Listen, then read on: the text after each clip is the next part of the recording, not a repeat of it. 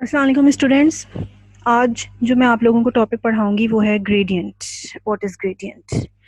तो इस लेक्चर के अंदर सबसे पहले ये है कि हम जो चीज़ें देखेंगे वो देख लेते हैं क्या क्या हम लोग इसको कवर करेंगे टॉपिक्स को। एक तो ये कि डेफिनेशन क्या होती है ग्रेडियंट की, और उसके बाद जो सेकंड पॉइंट है जो मैं डिस्कस करूंगी, ग्रेडियंट का फॉर्मूला क्या होता है। अगर हम कैलकुलेट करना चाहते हैं ग्रेडियंट को तो उसको किस फॉर्मूले के ज़रिए हम कैलकुलेट कर सकते हैं, और उसके अलावा थोड़ी सी इसकी डिटेल एक्सप्लेनेशन एग्जांपल्स के साथ में। और उसके बाद जो चीज़ें हमें याद रखनी है, जो पॉइंट्स हमें जहन नशी रखने हैं, इम्पॉर्टेंट पॉइंट्स, वो भी मैं दोबारा से एक स्लाइड के अंदर आप लोगों को शो करूँगी, और उसके न्यूमेरिकल्स भी थोड़े से करेंगे। अच्छा, और उसके बाद सबसे लास्ट जो चीज़ जो कि बहुत इम्पॉर्टेंट है वो ये कि हमारा जो कोर्स है इलेक्ट्रोमैग्नेटिक थ्योरी का या इलेक्ट्रोमैग्नेटिज्म के अंदर, इलेक्ट्रोडायनामिक्स के अंदर, हम इस ग्रेडियंट को कहाँ इस्तेमाल करते हैं। आ जाए, सबसे पहले देखते हैं डेफिनेशन क्या है ग्रेडियंट की। यहाँ पर मैंने डेफिनेशन लिखी है ग्रेडियंट की, कि ये डेफिनेशन होती है कि gradient means maximum change of a scalar quantity in a particular direction. तो यहाँ पर हमें दो तीन चीज़ें जो है वो जहन नशी रखनी है कि ग्रेडियंट क्या चीज़ होती है। ग्रेडियंट होता है कि किसी भी स्केलर क्वांटिटी का, सबसे पहली बात तो ये कि हमें ये जहन में याद रखना है कि स्केलर क्वांटिटी का के अंदर जो तब्दीली आ रही है उसको हम ग्रेडियंट कहते हैं। और कैसी तब्दीली आ रही है? मैक्सिमम। मिसाल के तौर पे ये देखो, मेरे पास जो है ना वो एक कोई रीजन है, स्पेस का कोई रीजन है, और ये जो सेंटर या ये वाला जो पॉइंट है, यहाँ पर इस जगह पर मैंने कोई एक स्केलर क्वांटिटी ले ली। लेट सपोज मेरे पास जो है वो स्केलर क्वांटिटी है टेम्परेचर। ठीक है, तो इस पॉइंट ए के ऊपर मेरा जो टेम्परेचर है लेट सपोज 0 केल्विन है। अच्छा, और ये एक पॉइंट ले लिया मैंने बी पॉइंट। इस बी पॉइंट के ऊपर मैं अपना डिफाइन कर देती हूँ टेम्परेचर, लेट सपोज 50 केल्विन है। ठीक है, एक पॉइंट जो है वो मेरा सी है, इस पे मैं कह देती हूँ कि मेरा जो टेम्परेचर है वो 100 केल्विन है। और एक और पॉइंट है ये let suppose D. D point के ऊपर मेरा टेम्परेचर जो है वो लेट सपोज 25 केल्विन है। तो अगर मेरा रेफरेंस पॉइंट ए है और ए से मुझे जाना है बी पॉइंट की तरफ, और एक मुझे जाना है डी पॉइंट की तरफ, और एक सी पॉइंट मेरा जो है वो ये है। This is my C point. Okay, तो यहाँ पर देख लेते हैं इसको कि अगर मैं ए से सी की तरफ जा रही हूँ तो मेरा जो टेम्परेचर चेंज हो रहा है वो तकरीबन 100 केल्विन चेंज हो रहा है। जबकि अगर मैं ए पॉइंट से बी पॉइंट की तरफ जा रही हूँ तो मेरा जो टेम्परेचर चेंज हो रहा है वो जस्ट 50 केल्विन चेंज हो रहा है। और ए से डी की तरफ जाने में मेरा जो टेम्परेचर चेंज हो रहा है 25 केल्विन। यानी टेम्परेचर एक स्केलर क्वांटिटी है, वो चेंज हो रही है डिफरेंट डिफरेंट डायरेक्शंस के अंदर, वो तब्दील हो रही है। लेकिन जो सी डायरेक्शन है, ये डायरेक्शन ऐसा है कि यहाँ पर जो इसके अंदर तब्दीली आ रही है वो बहुत ज़्यादा मैक्सिमम है। तो इसका मतलब ये हुआ कि इस डायरेक्शन के अंदर जो मेरी तब्दीली वाक़या होगी टेम्परेचर में, इस डायरेक्शन की तब्दीली को जो है, इस डायरेक्शन के चेंज को मैं क्या कहूँगी? ग्रेडियंट। ये वाला मेरा मेरी चेंज कहलाएगी ग्रेडियंट। अच्छा, इसको हम इस तरह से भी कह सकते हैं कि हम लोग अपनी अर्लियर क्लासेस में एक टर्म यूज़ करते थे which is known as slope. Slope के लिए हम एक कहते थे कि कोई भी क्वांटिटी जो है वो चेंज हो रही हो, y2 माइनस y1 करते थे divide by x2 minus x1 करते थे विद रिस्पेक्ट टू x। यानी कोई भी क्वांटिटी चेंज हो रही है विद रिस्पेक्ट टू x, उसका हम ग्राफ भी इस तरीके से बनाकर देखते थे y और x एक्सिस के ऊपर, और हम स्ट्रेट लाइन जैसे फॉर एग्जांपल मैंने बना ली। तो हम ये कहते थे कि ये जो है कोई भी क्वांटिटी है, ये चेंज हो रही है विद रिस्पेक्ट टू एक्स, लेकिन इसका कोई भी जो है ना डायरेक्शन नहीं होता था। यहाँ पे कोई डायरेक्शन नहीं है, लेकिन यहाँ पर हम बात कर रहे हैं कि एक ख़ास डायरेक्शन के अंदर तब्दील हो रहा है। यानी आप इसको उस तरह से भी कह सकते हैं कि ग्रेडियंट क्या चीज़ होती है। ग्रेडियंट जो है वो किसी भी स्केलर, ये किसी भी स्केलर क्वांटिटी का चेंज, ठीक है, मैक्सिमम चेंज, स्केलर क्वांटिटी का maximum change in a particular direction. तो हम इसको इस तरह से भी कह सकते हैं कि ये स्लोप होता है, ठीक है, मैक्सिमम स्लोप होता है। ग्रेडियंट को हम इस तरीके से भी डिफाइन कर सकते हैं कि किसी भी क्वांटिटी का ये मैक्सिमम स्लोप होता है, मैक्सिमम स्लोप होता है इन स्पेशल डायरेक्शन, यानी स्पेस के अंदर हम किसी भी स्केलर क्वांटिटी का चेंज देखना चाहें तो जिस डायरेक्शन में हमें मैक्सिमम स्लोप मिलेगा वो स्पेशल स्लोप क्या कहलाता है, ग्रेडियंट कहलाता है। और जैसे जैसे हम आगे बढ़ेंगे तो और चीज़ें हमें क्लियर हो जाएंगी। अच्छा, अब हमें मैथमेटिशियंस ने जो है वो ये बात बता दी कि अगर आप किसी भी स्केलर क्वांटिटी का मैक्सिमम चेंज देखना चाहते हैं इन अ सर्टेन डायरेक्शन तो उसको एक कैलकुलेट करने का एक जनरल फार्मूला है। और वो फार्मूला क्या है, नेक्स्ट हम आते हैं स्लाइड की तरफ। वो फार्मूला ये हमें नज़र आ रहा है, ये है जनाब ग्रेडियंट का फार्मूला। ये ग्रेडियंट का फार्मूला आप देख सकते हैं, मैंने इसको 3 कोऑर्डिनेट सिस्टम के अंदर लिखा है, Cartesian coordinate system, cylindrical coordinate system और स्फेरिकल कोऑर्डिनेट सिस्टम। तो सबसे पहले हम देख लेते हैं कि कार्टेशियन कोऑर्डिनेट सिस्टम के अंदर इसका फार्मूला हमें नज़र आ रहा है। ये जो कैप के साथ में लगे हुए एक्स वाई जेड और रेड कलर के अंदर ये यूनिट वेक्टर्स हैं। और यहाँ पर भी हम सिलेंड्रिकल कोऑर्डिनेट्स के अंदर देख सकते हैं, उसमें 3 कोऑर्डिनेट होते हैं, रो फाई जेड, जो मैंने अपने प्रीवियस लेक्चर में आपको बताया था। तो ये यूनिट वेक्टर्स हैं, ठीक है, रो फाई और जेड। और इस तरह से स्फेरिकल कोऑर्डिनेट सिस्टम के अंदर भी जो ग्रेडियंट का फार्मूला होता है वो होता है जो नीचे लिखा हुआ है, और ये जो आर थीटा फाई है ये जो है वो यूनिट वेक्टर्स हैं, डायरेक्शंस हैं। अच्छा, एक चीज़ इसके अंदर और जहन में हमें रखनी है कि ये वाला जो निशान आपको नज़र आ रहा है डेल्टा, ये जो है डेल ऑपरेटर कहलाता है। इसको मैं यहाँ पर लिख भी देती हूँ, ये बेसिकली मेरा डेल ऑपरेटर है।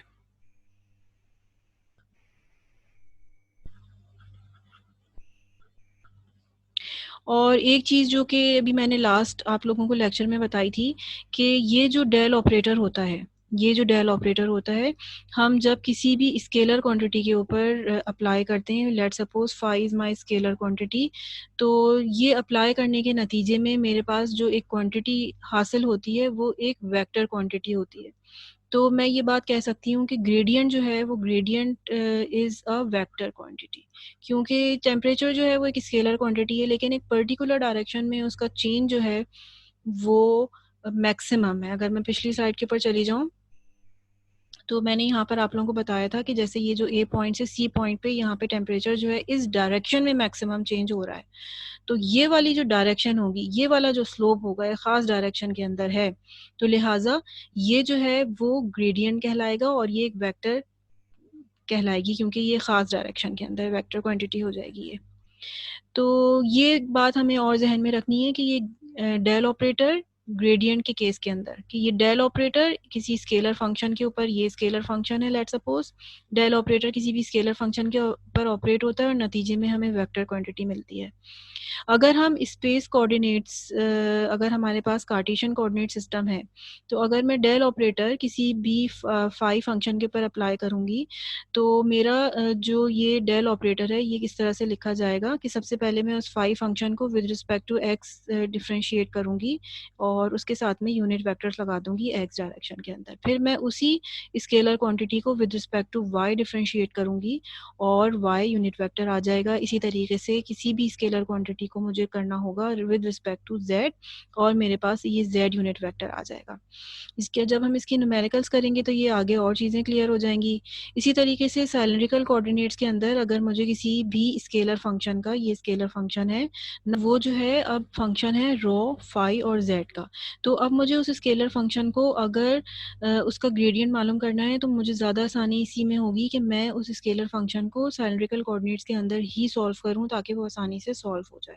और अगर मुझे इसका ग्रेडियंट निकालना होगा तो जैसे कि फॉर्मूले में नज़र आ रहा है, सबसे पहले मैं फाई को का डेरिवेटिव लूँगी रो डायरेक्शन के अंदर और यहाँ पर यूनिट वेक्टर लग जाएगा रो, इसी तरीके से 1/रो और फिर यहाँ पर मैं इसको डिफरेंशिएट करती चली जाऊँगी with respect to phi direction. Okay, ये कोई भी स्केलर फंक्शन है वो भी, और इत्तेफाक से फाई दोनों को मैंने फाई से रिप्रेजेंट किया हुआ है, तो it doesn't make any difference, you have to remember it.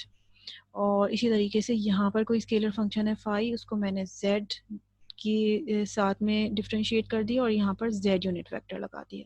इसी तरीके से ऐसा भी हो सकता है कि कोई स्केलर फंक्शन हमें गिवन हो but now it would be a function of r theta and phi, तो आसानी हमें ये होगी कि हम उसको स्फेरिकल कोऑर्डिनेट्स के अंदर उसका ग्रेडियंट निकालें और उसका ग्रेडियंट निकालने के लिए हमें पहले उस पूरे फंक्शन को with respect to r differentiate करना पड़ेगा, ठीक है, और इसी फॉर्मूले के तहत हम उसका ग्रेडियंट निकालेंगे।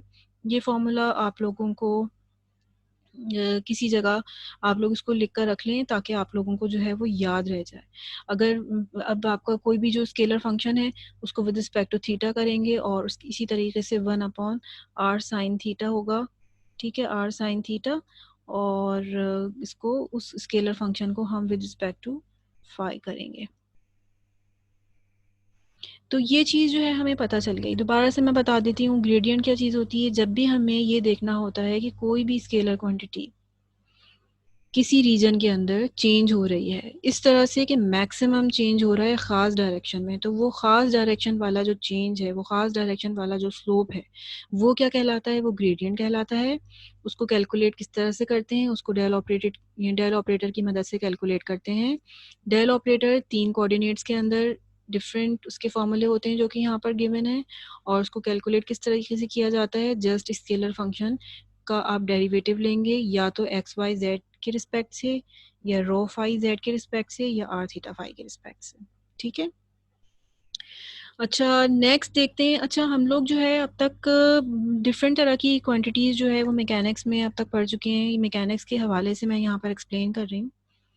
और मैकेनिक्स में जो स्केलर क्वांटिटीज़ हम पढ़ चुके हैं वो बहुत सारी हैं। अब उसमें से 3-4 मैंने यहाँ पर स्पेसिफाई किए हैं। फॉर एग्जांपल टेम्परेचर है, फॉर एग्जांपल प्रेशर है, या हाइट है, या एनर्जी है, ठीक है, एटसेट्रा। एनर्जी की तो बहुत सारी काइंड्स होती हैं, जब पोटेंशियल एनर्जी भी होती है, काइनेटिक एनर्जी भी होती है, heat energy, thermal energy, etcetera. तो किसी भी तरह की जो है वो एनर्जी हो सकती है, या हाइट हो सकती है। फॉर एग्जांपल हम किसी भी बिल्डिंग की हाइट मेजर कर रहे हैं, या ट्रीज़ की हाइट मेजर कर रहे हैं, या माउंटेन की हाइट मेजर कर रहे हैं। प्रेशर भी हम मेजर कर सकते हैं, टेम्परेचर भी मेजर कर सकते हैं किसी रीजन के अंदर। यानी कि अगर हम किसी रीजन के अंदर टेम्परेचर मेजर कर रहे हैं तो हमें उस पूरे रीजन में हर पॉइंट के ऊपर टेम्परेचर चाहिए। ओके, हर पॉइंट के ऊपर वो स्केलर क्वांटिटी हमें चाहिए। प्रेशर भी अगर हम मेजर कर रहे हैं तो हर पॉइंट पे हमें प्रेशर कैलकुलेट करना है। हाइट अगर कर रहे हैं तो हाइट हर पॉइंट पे करना है। और जब हम एक पॉइंट से दूसरे पॉइंट के ऊपर जाएंगे तो हम देखेंगे कि ये जो हमारी स्केलर क्वांटिटी है, यानी कि हाइट या प्रेशर या टेम्परेचर, वो किस डायरेक्शन में जो है वो मैक्सिमम चेंज हो रहा है। ठीक है, तो हमें ज़रूरत पड़ती है प्रैक्टिकली डेली लाइफ के अंदर, अगर हम किसी जगह पर भी किसी पूरे इलाके का टेम्परेचर नोट करना चाहते हैं कि भाई इस पूरे इलाके में, इस पूरी कंट्री के अंदर क्या टेम्परेचर है, तो एक पूरे रीजन में हमें डिफरेंट डिफरेंट पॉइंट्स के ऊपर टेम्परेचर नोट करना पड़ता है। हम जब क्लाइमेट के बारे में इंफॉर्मेशन हासिल करना चाहते हैं तो हम देखते हैं कि अच्छा भाई पूरे रीजन के अंदर या ओशंस के अंदर प्रेशर का जो बिहेवियर है वो किस तरह से चल रहा है, तो किस डायरेक्शन में जो है वो मैक्सिमम प्रेशर जो है वो चेंज हो रहा है, तो हवा जो है वो किस डायरेक्शन में मूव करेगी। ठीक है, तो ये सारी चीज़ें हमें प्रैक्टिकली डेली लाइफ के अंदर हमें चाहिए होती हैं, तो ये चीज़ें बहुत ज़रूरी हैं। अच्छा नेक्स्ट देखते हैं। यहाँ पर मैंने सिर्फ एक ग्रेडियंट की मिसाल दी है, और वो मैंने मिसाल दी है एक स्केलर क्वांटिटी की which is height. For example मैं किसी माउंटेन के ऊपर मौजूद हूँ, और माउंटेन के ऊपर कोई रीजन ऐसे भी होते हैं जहाँ पे जैसे ये मुझे नज़र आ रहा है कि ये थोड़ा सा फ्लैट एरिया है, लेकिन अगर मैं यहाँ पर जाती जा रही हूँ तो ये ऊपर की तरफ स्लोप है मौजूद। ठीक है, और अगर मैं इधर से देखूँ, जैसे यहाँ पर एकदम से स्लोप नीचे की तरफ आ रहा है, बहुत तेज़ी से इसकी हाइट चेंज हो रही है, लेकिन इस रीजन के अंदर इतनी तेज़ी से चेंज नहीं हो रही है। ठीक है, तो जब हम किसी भी ऊंचाई के ऊपर मौजूद होते हैं तो हम नीचे की तरफ देखते हैं, हमें नीचे जाना है, तो जिस जगह हमें मैक्सिमम स्लोप नज़र आता है कि बहुत तेज़ी से ये बिल्कुल स्ट्रेट है, जैसे यहाँ पर, तो हम अवॉइड करते हैं कि यहाँ पर सबसे ज़्यादा ग्रेडियंट है, बहुत एकदम से जो है ना वो हाइट चेंज हो रही है। जबकि जिस जगह पर आपकी हाइट स्लो चेंज होगी तो आप प्रेफर करेंगे कि ऊपर से नीचे आते वक्त वो वाला रास्ता जो है वो अख्तियार करें। तो खैर बहरहाल ग्रेडियंट तो हम किस चीज़ को कहते हैं? ग्रेडियंट तो वो होता है जहाँ पर मैक्सिमम स्लोप होता है, वो हमारा कहलाता है ग्रेडियंट। तो अब फॉर एग्जांपल मेरे पास एक स्केलर क्वांटिटी है which is known as height. तो किसी भी माउंटेन के लिए मैं उसकी हाइट का एक ग्राफ बनाना चाहती हूँ, तो स्केलर क्वांटिटीज़ जो हैं वो कंटूर से शो की जाती हैं। कंटूर एक लाइन होती है, जैसे मैंने आप लोगों को फर्स्ट लेक्चर के अंदर बताया था कि कंटूर वो लाइन होती है जहाँ पर हम शो कर रहे होते हैं सेम हाइट। तो यानी कि इस जगह पर अगर हम जाते जाएंगे ये पूरी लाइन के ऊपर, तो ये हाइट जो है वो क्या होगी, सेम होगी। ठीक है, यहाँ से यहाँ पर कुछ ना कुछ स्लोप है, इधर से इधर स्लोप है, लेकिन इस जगह पर जब हम जाएंगे तो ये जो मेरी हाइट है वो सेम है पूरी, यहाँ से टॉप टू बॉटम मेरी हाइट जो है वो सेम है। तो इन इन कंटोर्स के ऊपर जो भी क्वांटिटी होती है, कंटोर्स का मतलब होता है कि इन कंटोर्स के ऊपर क्वांटिटी सेम हो। अगर ये कंटोर टेम्परेचर के लिए बना हुआ है तो हम कहेंगे कि अच्छा भाई इस पूरे कंटोर के ऊपर जो है वो टेम्परेचर सेम है। ये प्रेशर के ऊपर कंटोर बना हुआ है तो आप कहेंगे कि अच्छा ये जो पूरी लाइन है यहाँ पर जो है प्रेशर सेम है। तो ये कंटोर्स की मदद से हम शो करते हैं फिजिकल क्वांटिटीज़ को कि यहाँ पर वो क्वांटिटीज़ जो है वो कांस्टेंट रह रही हैं। तो अब हम इस जगह पर खड़े होके और फिर हम चेक करते हैं कि अच्छा भाई अब हम किस डायरेक्शन में जो हाइट है वो मैक्सिमम, फॉर एग्जांपल ये कंटूर ए है तो हम देखेंगे कि किस डायरेक्शन में हाइट हमारी मैक्सिमम चेंज हो रही है, तो वही हमारा क्या कहलाएगा, ग्रेडियंट कहलाएगा। अगर हाइट इस डायरेक्शन के अंदर मैक्सिमम चेंज हो रही है और यहाँ पर बहुत स्लो स्लो चेंज हो रही है दूसरे पॉइंट्स के ऊपर, तो उसको हम जस्ट ऑर्डिनरी डिफरेंट स्लोप बोलेंगे, लेकिन ये जो है मैक्सिमम स्लोप होगा and it is called gradient. ये हमारा मैक्सिमम स्लोप होगा, लेट सपोज, और यही हमारा ग्रेडियंट कहलाएगा। अच्छा, अब जो इम्पोर्टेंट पॉइंट्स हमें याद रखने के हैं वो ये 3 पॉइंट्स हैं जो कि यहाँ पर मैंने अब नेक्स्ट स्लाइड के अंदर मेंशन किए हैं। वो ये कि हमें ये बात याद रखनी है कि ग्रेडियंट जो है वो किसी भी क्वांटिटी के चेंज को कहते हैं। किसी भी क्वांटिटी के चेंज का मतलब है कि स्केलर क्वांटिटी के चेंज को कहते हैं, जहाँ जो क्वांटिटी जो चेंज हो रही है वो मैक्सिमम चेंज हो रही हो, तो ये मैक्सिमम स्लोप कहलाता है। ठीक है, ये एक पॉइंट हमें याद रखना है, दिस इज पॉइंट नंबर 1। और सेकंड पॉइंट जो हमें याद रखना है वो क्या पॉइंट है, वो ये कि मैथमेटिकली ये जो ग्रेडियंट होता है ये हमेशा परपेंडिकुलर होता है to the constant value contour. For example अगर मेरे पास कोई एक क्वांटिटी है टेम्परेचर, और टेम्परेचर जो है वो यहाँ इस कंटूर के ऊपर कांस्टेंट है, ठीक है, तो अब वो जो चेंज होगा वो मैक्सिमम चेंज होगा हमेशा इस कंटूर के परपेंडिकुलर, इसके परपेंडिकुलर। तो ये एक टेक्निकली इम्पॉर्टेंट चीज़ है कि हमेशा अगर हम ग्रेडियंट निकालना चाहते हैं और हमारे पास कोई कांस्टेंट वैल्यू कंट्रोल गिवन है, प्रेशर का या टेम्परेचर का कंट्रोल गिवन है या एनर्जी का, तो ग्रेडियंट जो है वो हमेशा उसके परपेंडिकुलर होगा। तो ये दूसरी चीज़ भी जो है वो हमेशा हमें जहन में रखनी होगी। और तीसरी चीज़ ये कि अच्छा भाई हमारे जहन में ही सवाल उठता है कि कोई भी physical quantity, scalar quantity change हो रही है एक ख़ास डायरेक्शन में मैक्सिमम, लेकिन हमें अगर किसी दूसरी डायरेक्शन के अंदर भी मालूम करना है स्लोप, तो फिर हम क्या करें। मिसाल के तौर पे जैसे मैंने पिछली डायग्राम बनाई थी कि टेम्परेचर जो है वो चेंज हो रहा है ए पॉइंट से सी पॉइंट पे हम जा रहे थे तो मैक्सिमम चेंज हो रहा था, लेकिन ये तो ग्रेडियंट कहलाएगा, ये मैं कहूँगी कि भाई ये ग्रेडियंट है क्योंकि ये मैक्सिमम चेंज है। लेकिन मुझे जो है वो इस डायरेक्शन में भी तो चाहिए कि टेम्परेचर किस तरीके से चेंज हो रहा है, d t by d x या डी एल, जो भी मैं कह दूँ कि change of temperature with respect to position.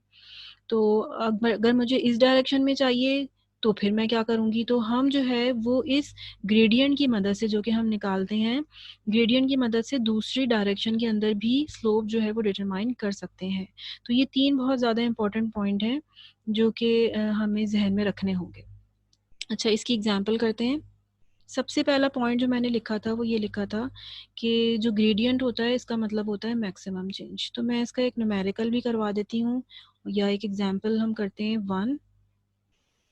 तो पहली एग्जांपल जो है वो ये है कि मिसाल के तौर पे अगर आपको कोई भी स्केलर क्वांटिटी गिवन है, for example let suppose phi is a function of x y and z, और ये फाई क्या क्वांटिटी है, फॉर एग्जांपल फाई जो है वो प्रेशर है, और प्रेशर जो है वो चेंज हो रहा है स्पेस में, यानी वो फंक्शन है एक्स का, वाई का, जेड का। इसका मतलब है एक्स और वाई और जेड अगर हम चेंज करेंगे तो फाई चेंज होगा। हो सकता है कि ये आपको गिवन भी हो, आपको ये गिवन हो कि phi is equal to x y and z.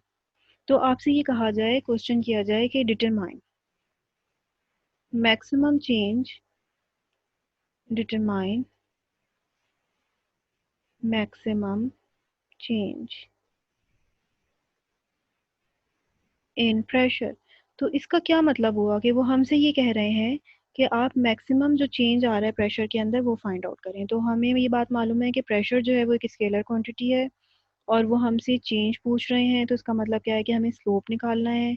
और वो अगर हमसे पूछ रहे हैं मैक्सिमम स्लोप, तो इसका मतलब है कि हमसे वो कहा जा रहा है कि आप जो है वो बेसिकली क्या निकालें, आप ग्रेडियंट निकालें। तो हमसे डायरेक्ट भी वो कह सकते हैं कि determine the gradient of this physical quantity, scalar quantity, scalar function. और इस तरीके से भी वो हमसे लिखकर कह सकते हैं कि determine maximum change in pressure. तो उसका मतलब यही होता है कि वो हमसे ग्रेडियंट निकालने के लिए कह रहे हैं। तो उस सूरत में फिर हम क्या करेंगे कि ग्रेडियंट का फॉर्मूला लिखेंगे। तो ग्रेडियंट का जो फॉर्मूला हमने पहले इस्तेमाल किया था, अब वही मैं इस्तेमाल कर रही हूँ। कि सबसे पहले मैं इस स्केलर फंक्शन को with respect to x differentiate करूँगी।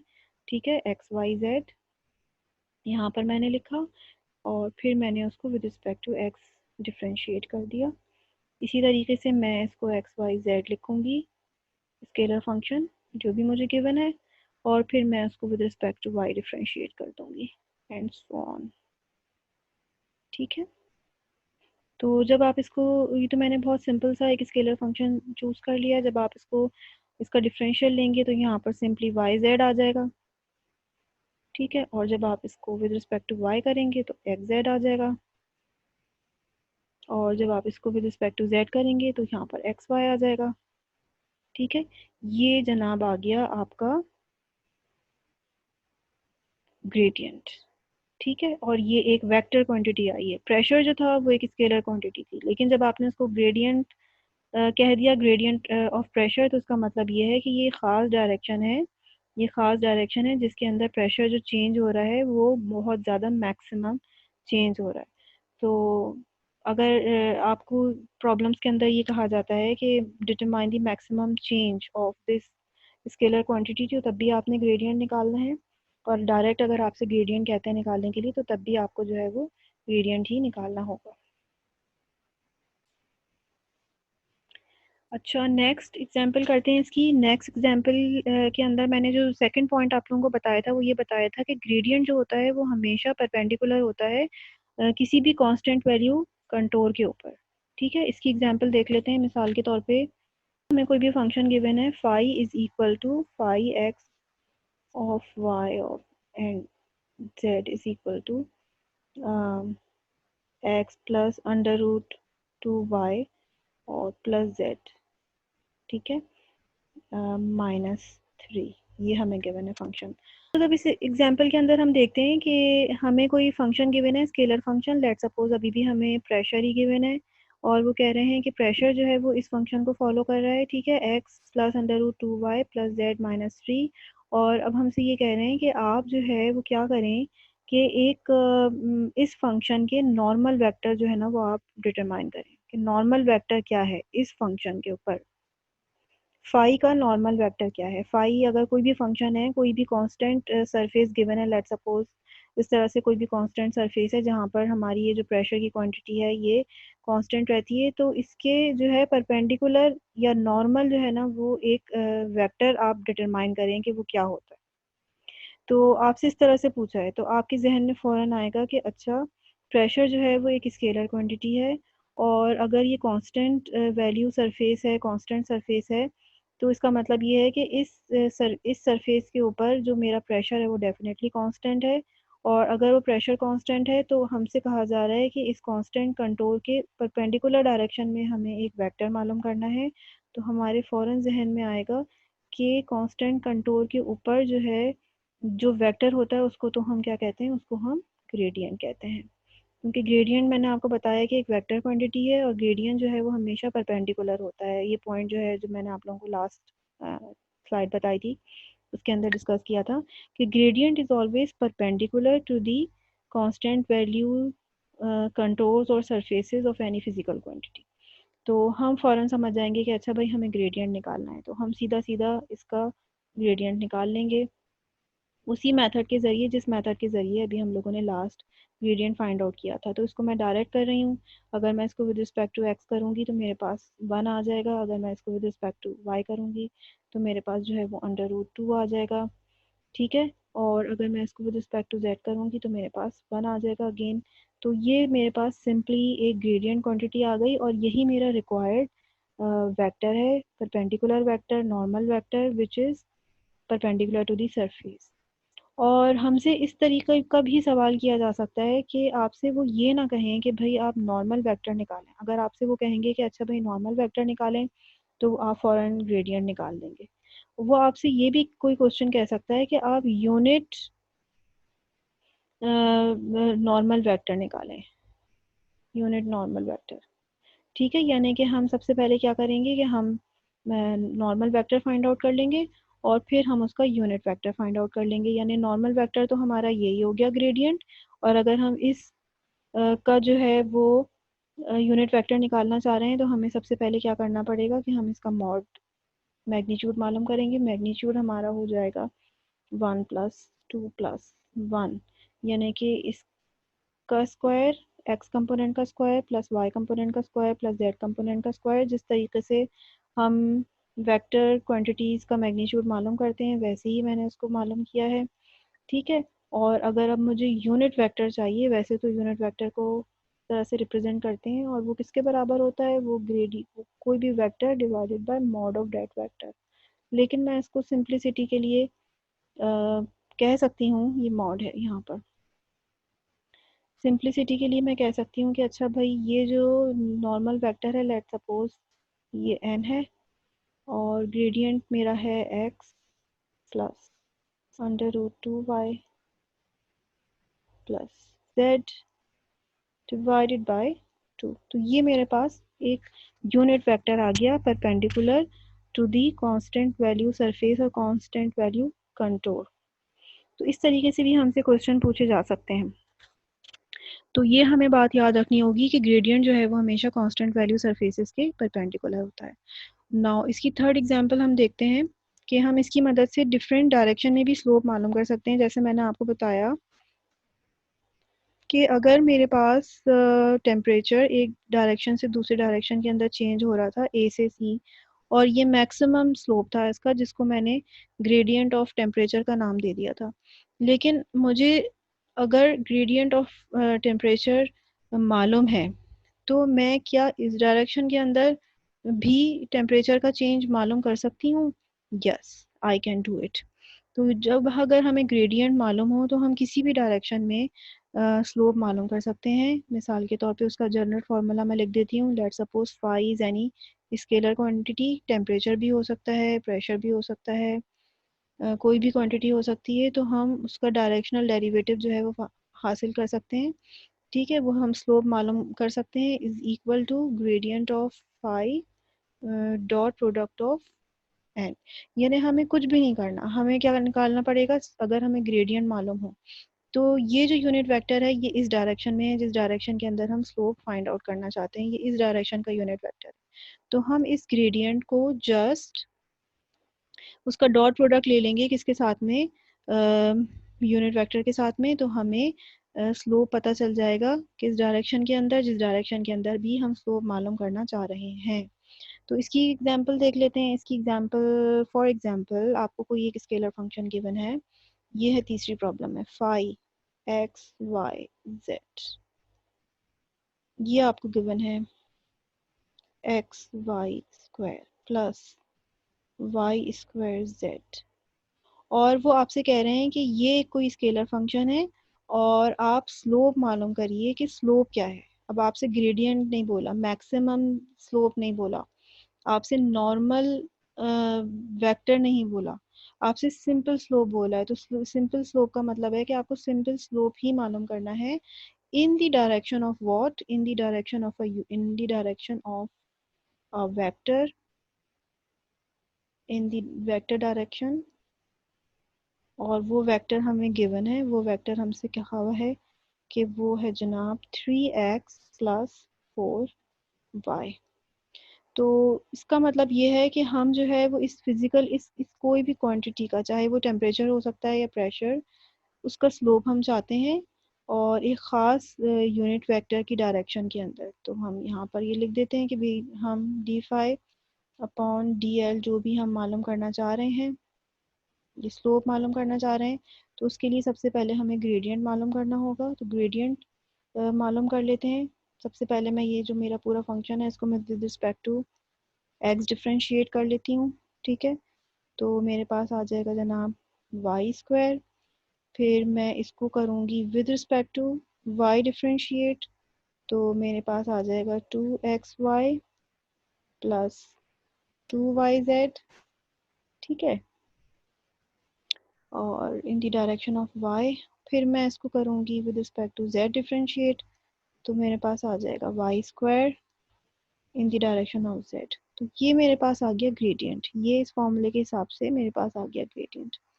डॉट प्रोडक्ट लगाएंगे और फिर हम कहेंगे कि अच्छा भाई हमें किस डायरेक्शन के अंदर स्लोप चाहिए, इस वाले वेक्टर डायरेक्शन के अंदर हमें स्लोप चाहिए। तो इसका मतलब ये है कि ये जो हमें वेक्टर गिवन है इसका सबसे पहले हमें क्या मालूम करना पड़ेगा, इसका यूनिट वेक्टर मालूम करना पड़ेगा। और इसका यूनिट वेक्टर मालूम करने के लिए हमें सबसे पहले इसका मॉड लेना पड़ेगा, और इसका मॉड हमारे पास क्या होगा, 9 + 16 = 25, और इसका आंसर आएगा 5। तो इसका यूनिट वेक्टर जो है वो बेसिकली मेरे पास क्या हो जाएगा, 3/5x प्लस 4/5y। और यहाँ पे ये एक यूनिट वेक्टर है, ये यूनिट वेक्टर है, यूनिट वेक्टर है, ये डॉट प्रोडक्ट है यहाँ पर। तो अब मैं सिंपली इसका डॉट प्रोडक्ट ले लूँगी। ठीक है, डॉट प्रोडक्ट लेने से मेरे पास आ जाएगा 3y² / 5। ठीक है, प्लस मेरे पास आ जाएगा 2xy प्लस 2yz। तो मेरे पास क्या चीज़ आ गई, मेरे पास स्लोप आ गया किसी भी स्केलर क्वांटिटी का, टेम्परेचर का, प्रेशर का। ठीक है, ये मेरे पास क्या कहलाएगा, स्लोप कहलाएगा। और ये जो मैंने यहाँ पर लिखा है एल, एल का मतलब है लेंथ एलिमेंट। ये length element r, theta, phi में भी हो सकता है, एक्स, वाई, जेड में भी हो सकता है। ठीक है, किसी डायरेक्शन में भी हो सकता है। जनरल एक टर्म मैंने यहाँ पर एल लिखी हुई है। तो इसका मतलब ये है कि स्लोप मुझे पता चल गया, और किस डायरेक्शन के अंदर, इस डायरेक्शन के अंदर जो स्लोप है वो ये है, इसका मैग्नीट्यूड हमारे पास आ जाएगा। तो अगर हमें ग्रेडियंट पता हो, बाज़ दफ़ा हमें मैक्सिमम चेंज की ज़रूरत नहीं होती, लेकिन अगर हम मैक्सिमम चेंज हासिल कर लें तो उसकी मदद से हम किसी भी डायरेक्शन में, किसी भी डायरेक्शन के अंदर उस फिज़िकल क्वांटिटी का स्लोप एवोल्यूएट कर सकते हैं, उसका मैग्नीट्यूड कैलकुलेट कर सकते हैं। तो इस तरह की भी प्रॉब्लम जो है वो हमारे पास ग्रेडियंट कैलकुलेट करने के लिए आ जाती हैं।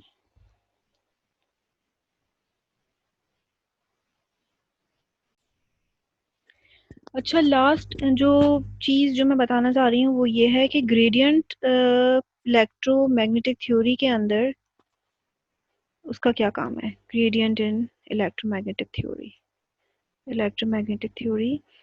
तो इससे पहले कि हम इसको डिस्कस करें, ऐसा करते हैं कि हम ग्रेडियंट जो है वो एवोलेट करते हैं एक क्वांटिटी का। लेट सपोज मेरे पास कोई भी एक क्वांटिटी है u, and this is the scalar quantity, और उसको मैंने लिखा है किस तरह से करके, a डिवाइडेड बाय r।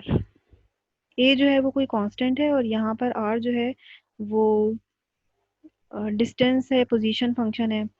तो अब मुझे नज़र आ रहा है यहाँ पर कि यहाँ पर ये r आ गया है। तो मैं कह सकती हूँ कि u जो है is a function of r, theta and phi. Theta और फाई बेसिकली यहाँ पर है नहीं, लेकिन अगर मैं इसको स्केलर कोऑर्डिनेट के अंदर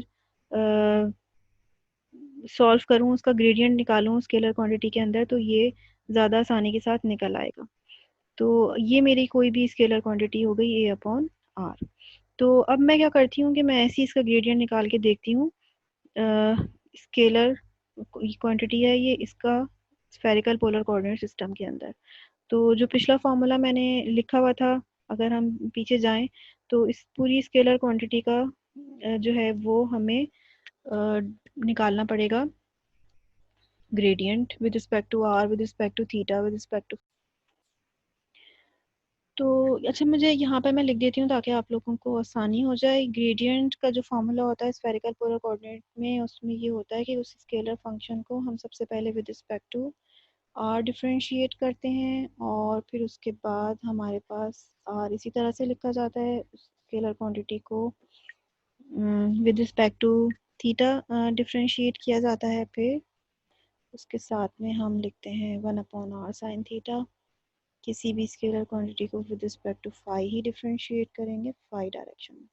तो चूंकि यहाँ पे हमें नज़र आ रहा है कि यहाँ पर थीटा और फाई तो है ही नहीं, तो जब हम इस वाला पार्ट को, इस वाले पार्ट को निकालेंगे तो ज़ीरो आ जाएगा हमारा आंसर। हमें सिंपली क्या करना है, इस फंक्शन का डेरिवेटिव हमें विद रिस्पेक्ट टू आर ही लेना है, और ये जो डायरेक्शन हमें मिलेगी वो आर डायरेक्शन होगी। तो सिंपली मेरे पास यहाँ पर अगर मैं इसका डेरिवेटिव निकालूं तो ये -a/r² बन गया, और डायरेक्शन इसकी क्या बन गई, आर। ठीक है, तो ये मेरी कोई आर्बिट्रेरी एक क्वांटिटी थी, लेकिन अगर मैं इस क्वांटिटी को गौर से देखूं तो ये क्वांटिटी क्या है। मैं सपोज कर सकती हूँ कि u जो है अगर वो ये हो, k q1 q2 upon r, और ये k जो है वो कूलम कांस्टेंट है, q1 is some point charge, q2 is some another point charge। ये किसी भी जगह पर ये फॉर एग्जांपल ये तीनों चीज़ें कांस्टेंट हैं। तो ये जो क्वांटिटी मैंने ऊपर लिखी है u, उसको मैं कह सकती हूँ अरे ये तो पोटेंशियल एनर्जी है, और ये पोटेंशियल एनर्जी तो 1/r करके जो है वो चेंज होती है स्पेस के साथ, उसका जो बिहेवियर होता है पोजीशन के साथ, वो तो ये होता है। तो इसका मतलब ये है कि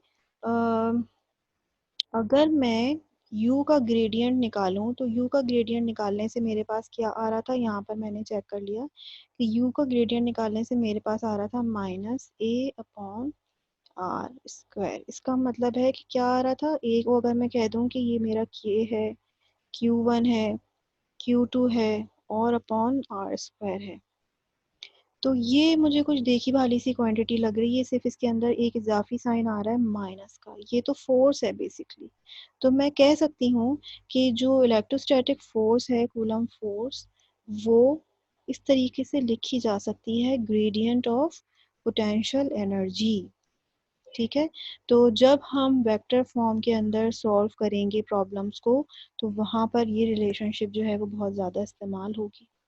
ठीक है, इसी तरीके से एक नेक्स्ट एग्जांपल हम करते हैं। सपोज कर लेते हैं मेरे पास कोई फंक्शन है, जो मैंने अभी लिया था वही ले लेती हूँ मैं। लेट सपोज v करके ले लेती हूँ अब इसको, a/r ही है कोई भी स्केलर फंक्शन।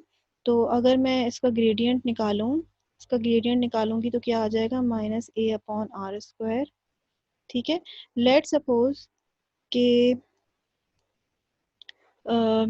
ए जो है मेरे पास क्या है, के और जस्ट क्यू। ठीक है, तो उस सूरत में ये जो एक स्केलर क्वांटिटी मैंने डिफाइन की थी वी क्या हो जाएगी, वी बन जाएगा के क्यू अपॉन आर।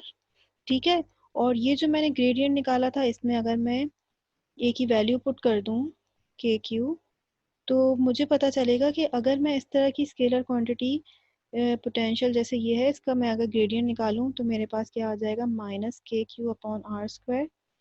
तो कुछ देखी देखी सी क्वांटिटी लग रही है, ये तो इलेक्ट्रिक फील्ड का एक्सप्रेशन लग रहा है मुझे। इलेक्ट्रिक फील्ड हम पढ़ चुके हैं, इलेक्ट्रिक फील्ड का फॉर्मूला क्या होता है, kq/r²। लेकिन यहाँ पर ये चीज़ जो है वो क्या है, इजाफी है। तो मैं इस पोटेंशियल और इलेक्ट्रिक फील्ड के दरमियान एक रिलेशनशिप जो है वो बता सकती हूँ, क्या कि अगर कहीं भी मैं ग्रेडियंट निकालूं इलेक्ट्रोस्टैटिक पोटेंशियल का, तो मैं इलेक्ट्रोस्टैटिक पोटेंशियल का जो ग्रेडियंट है फाई से रिप्रेजेंट कर दें, या लेट्स इसको मैं मिटा के दोबारा से कर देती हूँ, वी कर देती हूँ। ठीक है, तो ये एक रिलेशनशिप जो है वो मुझे पता चल गया कि अगर किसी भी जगह इलेक्ट्रोस्टैटिक पोटेंशियल एनर्जी ग्रेडियंट लूँगी मैं, तो मेरे पास इलेक्ट्रिक फील्ड आ जाएगी। तो ये दोनों जो क्वांटिटीज़ मैंने यहाँ पर अभी डिफाइन की हैं, इलेक्ट्रोस्टैटिक फोर्स और इलेक्ट्रोस्टैटिक पोटेंशियल एनर्जी। ठीक है, अभी हमने इनकी डेफिनेशन इतनी डिटेल से नहीं देखी हैं, लेकिन बहरहाल हमें थोड़ा सा अंदाज़ा हो रहा है कि ग्रेडियंट जो है वो हम कहाँ पर यूज़ करने वाले हैं। ये एक स्केलर क्वांटिटी है। ठीक है, स्केलर क्वांटिटी। यहाँ पर भी ये मेरे पास क्या चीज़ है, स्केलर क्वांटिटी। तो किसी भी स्केलर क्वांटिटी का जब आप डेल ऑपरेटर उसके ऊपर अप्लाई करते हैं तो रिजल्ट में आपको जो क्वांटिटी मिलती है वो कैसी मिलती है, वो वेक्टर क्वांटिटी मिलती है। यहाँ पे भी यही हो रहा है कि आपने इलेक्ट्रोस्टैटिक पोटेंशियल के ऊपर जब ग्रेडियंट अप्लाई किया तो जो है आपको जो क्वांटिटी मिलेगी वो एक वेक्टर क्वांटिटी मिलेगी। माइनस साइन तो आप लोगों को क्लियर हो गया होगा, क्योंकि जब मैं ग्रेडियंट ऑफ वी करूंगी तो एक माइनस साइन आएगा, माइनस और ये माइनस प्लस हो जाएगा। इलेक्ट्रिक फील्ड के फॉर्मूले में हमेशा जो है वो प्लस होता है। तो इसका मतलब ये हुआ कि फोर्स एक वेक्टर क्वांटिटी है। फोर्स की जो डायरेक्शन है वो क्या होगी, फोर्स की जो डायरेक्शन है वो होगी जिस जगह पे पोटेंशियल एनर्जी का जो चेंज है वो मैक्सिमम हो। ठीक है, ये दिस इज ग्रेडियंट, तो ग्रेडियंट का मतलब है मैक्सिमम चेंज। और इलेक्ट्रिक फील्ड एक वेक्टर क्वांटिटी है। इलेक्ट्रिक फील्ड का जो डायरेक्शन है, डायरेक्शन होना चाहिए, और डायरेक्शन उसका क्या होगा, जिस जगह पर पोटेंशियल का जो चेंज है वो मैक्सिमम हो। थोड़ी सी हम प्रीवियस नॉलेज अपनी इस्तेमाल करते हैं और हम जो है वो एक पॉइंट चार्ज बनाते हैं। इस पॉइंट चार्ज के अंदर ये जो मैंने लाइंस बनाई हैं ये कंटोर्स हैं। कंटोर्स इसलिए बनाए जाते हैं स्केलर क्वांटिटीज के लिए। ठीक है, तो मैंने अपनी कोई भी स्केलर क्वांटिटी जो है वो डिफाइन कर दी। लेट सपोज मैं बना रही हूँ इलेक्ट्रोस्टैटिक पोटेंशियल के क्यू अपॉन आर। अगर मैं इस पॉजिटिव चार्ज से इस फासले पर हूँ, ठीक है, तो ये मेरा जो डिस्टेंस है ये मेरा हर जगह बराबर है। ठीक है, ये मैं सर्कल है बेसिकली। तो ये चूंकि हर जगह बराबर है तो इस पूरे के पूरे कंटोर के ऊपर पोटेंशियल जो है वो सेम होगा। फिर मैं थोड़ा सा और आगे आई तो इस पूरे के पूरे कंटोर के ऊपर जो है वो पोटेंशियल क्या होगा, सेम होगा। तो अब यहाँ पर पोटेंशियल की वैल्यू एक ही है। लेट सपोज V1, यहाँ पर पोटेंशियल की वैल्यू जो है वो चेंज हो रही है, वो फॉर एग्जांपल V2। तो इस जगह से इस जगह पर मैं आऊंगी तो पोटेंशियल मेरा जो है वो क्या हो रहा है, चेंज हो रहा है। इस डायरेक्शन के अंदर मैक्सिमम चेंज आ रहा है। तो इलेक्ट्रिक फील्ड की भी जो डायरेक्शन होगी वो यही होगी, जिस जगह पे पोटेंशियल मैक्सिमम चेंज अपने अंदर लेकर आ रहा है। अगर मैं इस पॉइंट से इस पॉइंट के ऊपर आ रही हूँ तो यहाँ पर तो पोटेंशियल चेंज हो ही नहीं रहा। ओके, इस जगह तो पोटेंशियल कांस्टेंट है, तो इलेक्ट्रिक फील्ड हमें इस डायरेक्शन में भी नहीं मिलती। अगर मैं कहूँ कि भाई मैं इस पॉइंट से जो है वो इस पॉइंट की तरफ आ रही हूँ, इस पॉइंट इस डायरेक्शन के अंदर आ रही हूँ, तो कहीं भी मैंने नहीं देखा कि इलेक्ट्रिक फील्ड की डायरेक्शन जो है वो यूं करके इस तरह से आ जाए। ठीक है, इलेक्ट्रिक फील्ड की डायरेक्शन हमेशा रेडियली आउटवर्ड होती है। तो मैक्सिमम चेंज जो पोटेंशियल के अंदर आता है वो उसी वक्त आता है जब हम अपना आर इंक्रीज करते हैं। ठीक है, जब हम अपना आर इंक्रीज करते हैं उसी डायरेक्शन के अंदर पोटेंशियल जो है वो हमारा मैक्सिमम चेंज होता है, और इलेक्ट्रिक फील्ड की डायरेक्शन भी उसी डायरेक्शन में होती है। और यहाँ से मैं इसको ज्योमेट्रिकली भी डिस्क्राइब कर सकती हूँ कि ये कांस्टेंट वैल्यू सरफेस है, यहाँ पर एक स्केलर क्वांटिटी कांस्टेंट है, तो उसके परपेंडिकुलर डायरेक्शन में ही होगा ग्रेडियंट। परपेंडिकुलर डायरेक्शन में ही होगा ग्रेडियंट। ठीक है, जैसे पोटेंशियल जो है वो ये कांस्टेंट था और कांस्टेंट सरफेस था, तो ग्रेडियंट हमेशा इसके परपेंडिकुलर डायरेक्शन में ही होगा। तो ग्रेडियंट ऑफ यू अगर हम निकालेंगे तो वो इलेक्ट्रिक फील्ड बनेगी, और इलेक्ट्रिक फील्ड हमेशा उसके परपेंडिकुलर डायरेक्शन के अंदर ही होगी। तो हमें यहाँ पर ये बात क्लियर हो गई कि जब भी कहीं इलेक्ट्रोस्टैटिक पोटेंशियल सॉरी कहीं भी अगर हमें इलेक्ट्रिक फील्ड निकालनी हो या कहीं भी हमें इलेक्ट्रिक फोर्स निकालनी हो वेक्टर क्वांटिटी, तो we can evaluate it by taking the gradient of potential and potential energy। आगे हम इसको यूज भी करेंगे। ठीक है, यहाँ पर मैं अपना लेक्चर जो है वो एंड कर रही हूँ, और इंशाल्लाह ताला नेक्स्ट टाइम जो है वो मैं आपके साथ मिलती हूँ विद डाइवर्जेंस।